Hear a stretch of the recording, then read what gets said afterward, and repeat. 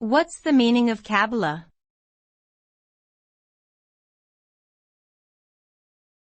Cabala.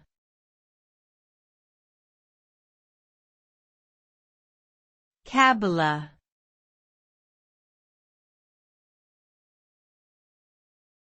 Cabala.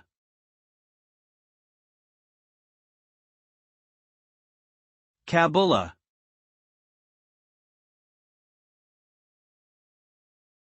Cabala, also spelled Cabala, is a set of esoteric teachings which seek to explain the relationship between an unchanging, eternal, and mysterious God and the mortal and finite universe.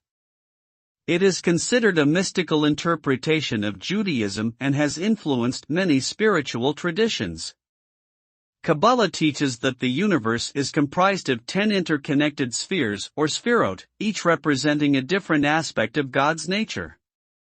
Through study and practice, Kabbalists seek to understand the nature of God and achieve a closer relationship with the divine. The teachings of Cabala have become increasingly popular in recent years, with many seeking to tap into its wisdom for spiritual growth and understanding.